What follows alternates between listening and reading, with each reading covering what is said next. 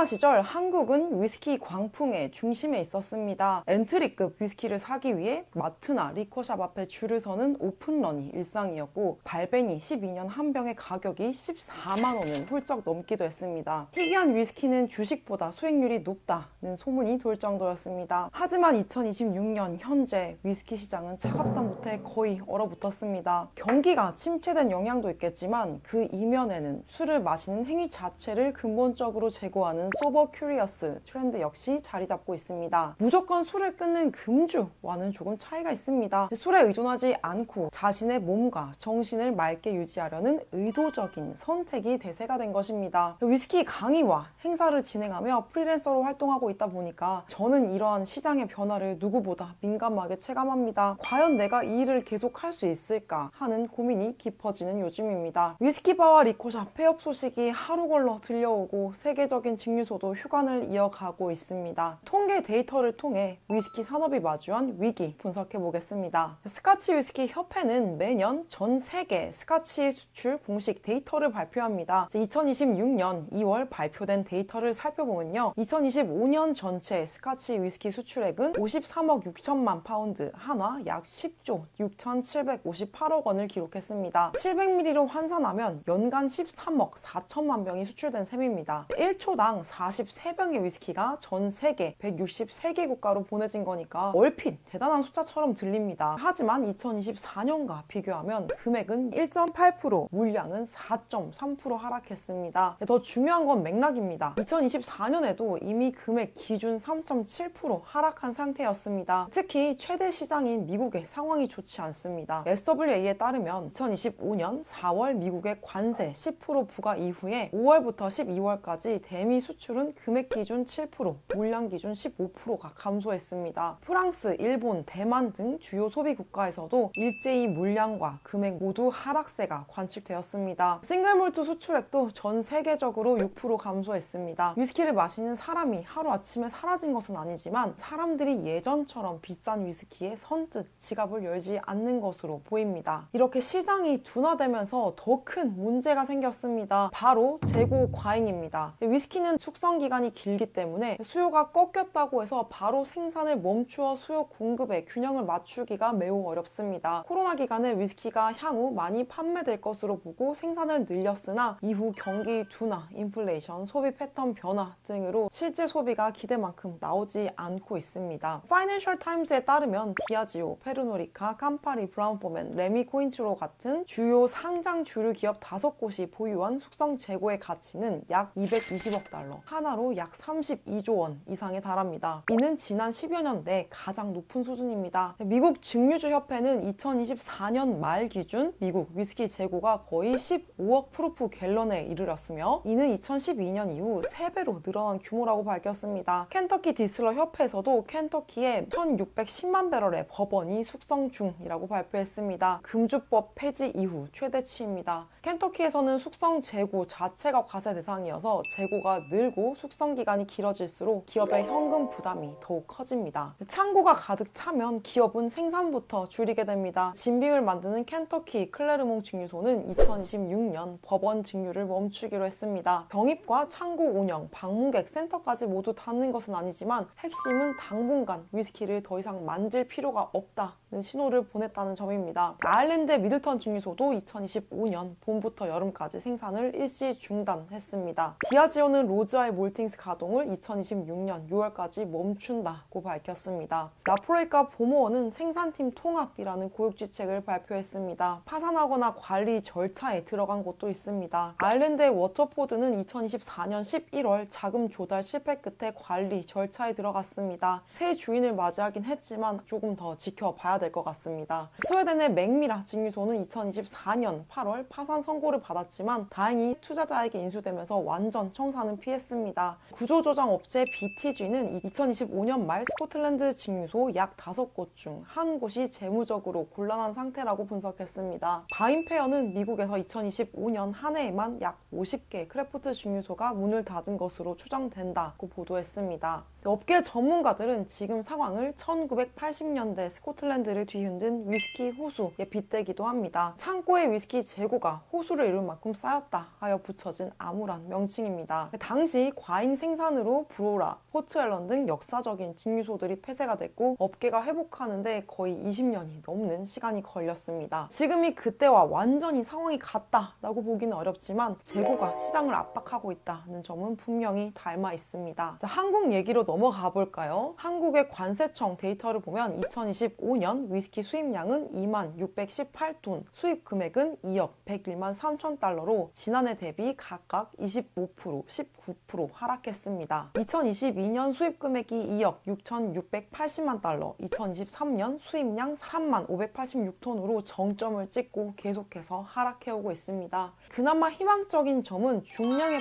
폭보다 금액의 하락폭이 작다는 것입니다. 이는 시장의 프리미엄화가 진행 중이다라고 해석할 수 있습니다. 위스키 가격이 9,900원까지 떨어지며 저가형 위스키가 다양하게 출시됐지만 통계적으로는 고숙성 싱글몰트나 한정판 제품을 찾는 소비층의 구매력이 상대적으로 견고했다라고 보여집니다. 자, 이렇게 하락하기만 하는 위스키 시장, 과연 무엇이 원인일까요? 전 세계적으로 음주 인구가 줄어들고 있습니다. 질병관리청에 따르면 한국의 월간 음주율은 젊은 층에서 감소했습니다. 19세에서 29세는 2020년 64.4%, 2024년 63%, 30세에서 39세는 2020년 69.2%, 2024년 65.3%로 하락했습니다. 40세 이상에서 음주 비율이 상승한 것과 대조적인 결과입니다. 미국 갤럽 조사에서도 술을 마신다고 답한 성인의 비율은 2023년 62%, 2024년 58%, 2025년 54%로 내려왔습니다. 이는 90년 만에 가장 낮은 수준입니다. 또한 53%는 하루에 한두 잔의 적당한 음주도 건강에 해롭다고 답했으며 주당 평균 음주량은 2.8잔으로 1996년 이후 가장 낮게 나타났습니다. 미국 NC솔루션 조사에서는 2025년에 술을 줄이겠다고 답한 성인이 49%, 젠 G는 65%에 달했습니다. RWSR 조사에서도 주요 15개 시장의 음주자 가운데 48%가 최근 6개월 동안 의식적으로 술을 줄이려고 했다라고 답했습니다. 위스키 관련 업에 종사하면서 느끼는 것은 시장이 넓어지지 않고 깊어지기만 할 뿐이라는 생각이 듭니다. 기존 마니아들은 더욱더 깊이 빠져듭니다. 독립병입 위스키를 선호하고 상당한 지식 수준을 갖추고 있습니다. 그런데 그 바깥, 즉 새로운 입문자의 유입이 멈췄습니다. 자, 이러한 흐름은 위스키에만 해당하는 것이 아니라 전체 주류 시장이 느끼는 구조적 변화일 것이라 생각이 듭니다. 다만 위스키는 더 타격이 클 수밖에 없습니다. 도수도 높고 맛도 강하고 가격도 비싼 편이고 입문까지 시간과 공부가 필요한 카테고리이기 때문입니다. 술을 적게 마시는 세대가 늘어나고 있고 코로나 붐을 타고 들어온 코어 매니아층이 대부분 자리를 잡은 상태라 새로운 입문자의 증가 속도가 눈에 띄게 둔화되었습니다. 여기에는 세대의 경험의 변화도 큽니다. 코로나 시기에 대학에 입학하거나 사회생활을 시작한 세대는 과거처럼 술이 사회화의 기본 통로였던 문화를 충분히 겪지 않았습니다. 회식도 동아리도 환영회도 예전과는 달랐습니다. 술이 없어도 관계가 유지된다는 경험을 한 세대에게 밤늦게까지 이어지는 2차와 3차 문화는 이해할 수 없는 비효율의 상징이 되었습니다. 이러한 흐름 속에서 위스키와 같은 고도주는 효율 중심의 사고방식과 정면으로 충돌합니다. 40도가 넘는 위스키는 단 한 잔만으로도 다음날 컨디션에 지대한 영향을 미칠 수 있기 때문입니다. 일과 후 혹은 퇴근 후에 자기 개발 시간을 가지거나 아침 일찍 운동이나 공부를 하며 하루를 시작하는 이들에게 위스키는 단순한 기호식품을 넘어서서 생산성을 파괴하는 위험 요소로 인식될지도 모릅니다. 저는 2011년에 첫 사회생활을 시작했습니다. 그때만 해도 일주일에 한두 번 회식하는 것이 잦았습니다. 자정이 넘어서 귀가하고 다음날 아침 8시경 출근하는 생활에 불만을 가질 수조차 없었습니다. 너무도 당연한 일이었기 때문입니다. 정말 힘들었던 경험이기에 한편으로는 이러한 변화가 나쁘다고만 말하기는 또 어렵습니다. 음주를 멀리하는 또 다른 이유는 현실적인 경제 상황입니다. 지속된 고물가와 고금리는 젊은 층의 가처분 소득을 줄였습니다. 여기서 위스키는 더욱더 가혹한 평가를 받습니다. 와인이나 맥주에 비해서 병당 단가가 월등히 높은 싱글몰트 위스키는 소득이 줄어든 상황에서 거의 사치제일 뿐입니다. 코로나 기간에는 이 위스키가 일종의 과시적 소비와 수집 취미로 인기를 끌었지만 이제는 잔당 수만 원을 호가하는 소비가 더 이상 매력적인 가성비를 제공하지 못합니다. 높은 도수가 주는 신체적 부담과 높은 가격이 주는 경제적인 부담이 결합하면서 바뀌면서 위스키는 현재 세대의 라이프 스타일에서 밀려나고 있지 않은가 조심스럽게 추측해봅니다. 여기에 전 세계적으로 불고 있는 웰니스 열풍이 쐐기를 박았습니다. 과거에는 금요일 밤 친구들과 위스키 한 잔이 스트레스 해소이자 사교의 공간이었다면 현재는 사람들이 도파민을 얻는 방식이 바뀐 듯합니다. 최근 사우나와 관련된 소식이 많이 들렸다면 기분 탓은 아닐 겁니다. 그랜드뷰 리서치에 따르면 글로벌 사우나 시장의 규모는 2025년 9억 5,430만 달러, 2033년에는 15억 5,680만 달러에 이를 것으로 전망됩니다. AP 보도에 따르면 영국에서는 공공 사우나의 수가 2023년 45곳에서 2025년 147곳으로 3배 이상 늘었습니다. 사우나가 펍처럼 사람을 만나고 어울리는 공간이 되고 있다는 분석도 나오고 있습니다. 이것이 중요한 이유가 있습니다. 위스키가 원래 지닌 기능은 만만이 아니었기 때문입니다. 사람들은 위스키를 마시는 것이 아니라 관계와 해방감과 의식을 소비하는 것이었는데 이제 그 자리를 사우나와 러닝 모임, 회복 루틴이 일부 대체하고 있는 것입니다. 술이 있어야 할 법한 공간에서도 술이 사라지고 있습니다. 아침에 커피와 함께 파티를 즐기는 모닝 레이브에 대해서 들어보신 적이 있으신가요? 이벤트 브라이트에 따르면 2025년 미국에서 커피 클러빙 이벤트는 전년 대비 478% 폭증했고 술 없는 소버 큐리어스 모임 전체는 92% 급증했습니다. 사우나 레이브는 256%, 모닝 댄스 파티는 20% 성장했다고 밝혔습니다. 한국도 다르지 않습니다. 최근 성수, 홍대, 강남 곳곳에 새로운 사우나와 웰니스 스튜디오가 속속 들어서고 있습니다. 20대 친구들이 쑥뜸을 찾고 효소찜질을 받는 것을 컨텐츠로 만듭니다. 도파민을 술로 채우기보다는 신체적 회복을 통해서 맑은 정신을 얻는 것이 더욱더 힙하다고 느끼는 것 같습니다. 이 트렌드는 단순한 유행이 아니라 사회적 욕구, 충족의 방식의 구조적 전환인 것으로 보입니다. 사람들은 여전히 모이고 함께 무언가를 합니다. 단지 그 중심에 술이 없을 뿐입니다. 또 여기에 아주 새로운 변수도 생겼습니다. 바로 GLP-1 계열 약물인 위고비와 마운자로입니다. 비만 치료제로 개발이 되었으나 최근 연구 결과에 따르면 이 약물이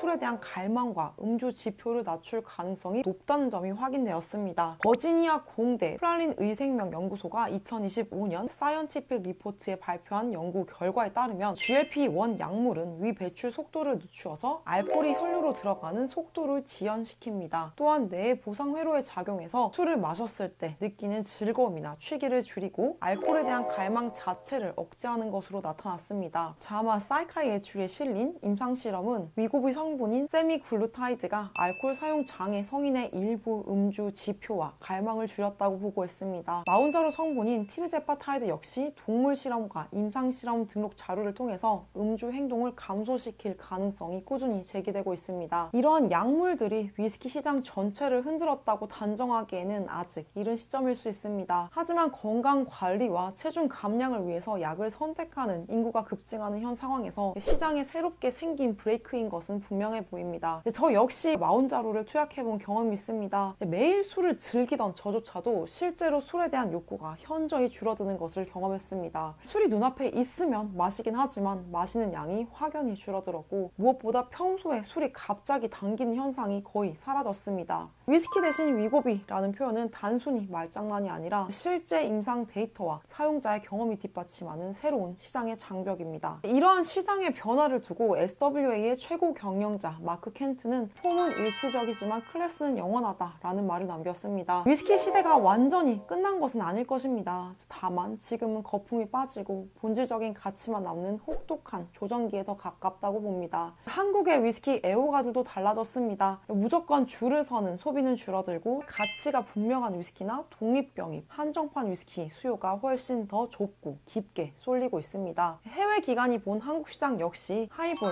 프리미엄화, 집에서 마시는 소비, 그리고 취향화된 선택을 핵심적인 특징으로 설명하는 것을 볼 수 있었습니다. 지금의 현상은 위스키가 몰락하는 과정이 아닙니다. 과거에는 화려한 유행이 시장을 키웠다면 이제는 위스키의 본질을 꿰뚫어보는 안목이 시장을 지탱합니다. 그리고 그 변화는 우리에게 질문을 던집니다. 건강과 웰니스, 새로운 세대의 가치관 속에서 우리는 앞으로 어떤 방식의 위스키 문화를 지속 가능하게 만들 수 있을까요? 위스키 시장의 이 거대한 변화를 구독자님들은 어떻게 느끼고 계신지, 앞으로 어떻게 변화할 것이라고 예상하시는지에 대한 생각을 댓글로 공유해주세요. 다소 심각하고 무거운 내용이었지만 오늘도 시청해주셔서 진심으로 감사합니다. 다음에는 조금 더 즐겁고 유쾌한 컨텐츠로 찾아올게요. 다음에 또 만나요. 안녕.